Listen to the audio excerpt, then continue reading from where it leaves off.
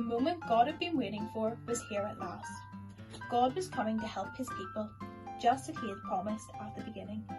There was a young girl who was engaged to be married to a man named Joseph.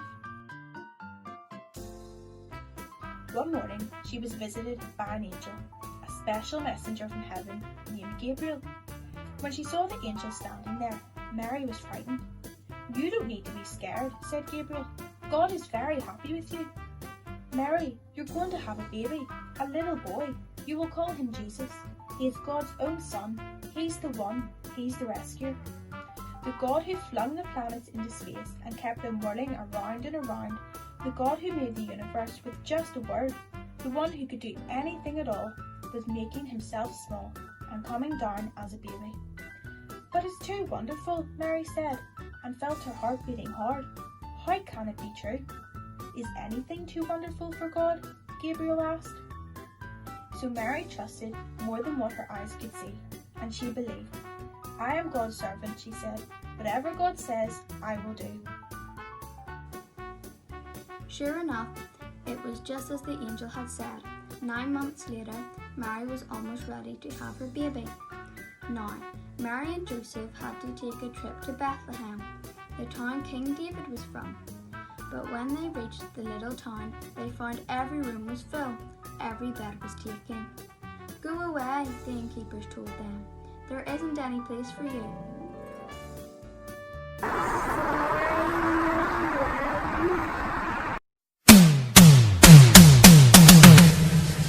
Where would they stay? Soon Mary's baby would come. They couldn't find anywhere except an old, tumble-down stable. So they stayed where the cows and the donkeys and the horses stayed. And there, in the stable, amongst the chickens and the donkeys and the cows, in the quiet of the night, God gave the world his wonderful gift. The baby that would change the world was born, his baby son. Mary and Joseph wrapped him up to keep him warm. They made a soft bed of straw and used the animal's feeding trough as his cradle. And they gazed in wonder at God's great gift, wrapped in swaddling clothes and lying in a manger. Mary and Joseph named him Jesus, Emmanuel, which means God has come to live with us. That same night, in amongst the other stars, suddenly a bright new star appeared. Of all the stars in the dark vaulted heavens, this one shone clearer.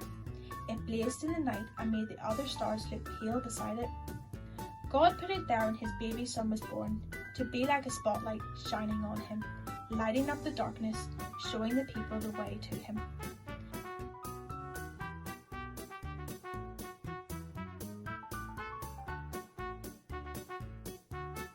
That night, some shepherds were out on the open fields, warming themselves by a campfire, when suddenly the sheep darted. They were frightened by something. "Don't be afraid of me," the angel said.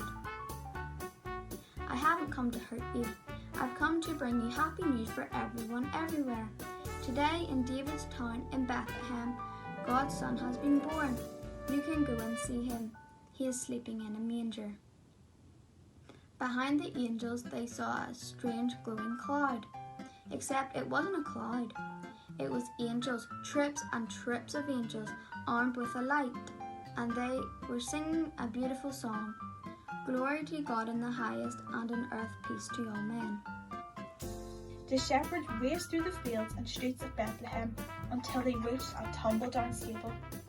They had heard about this promised child, and now he was here, heaven's son, the maker of the stars, a baby sleeping in his mother's arms.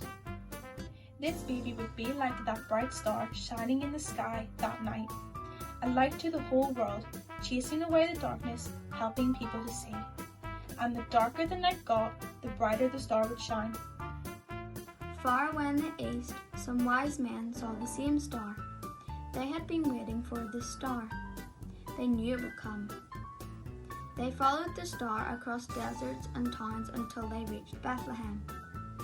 They found baby Jesus and bowed down before him, giving him gifts of gold, frankincense, and myrrh. This child was a new kind of king. Though he was the Prince of Heaven, he had become poor.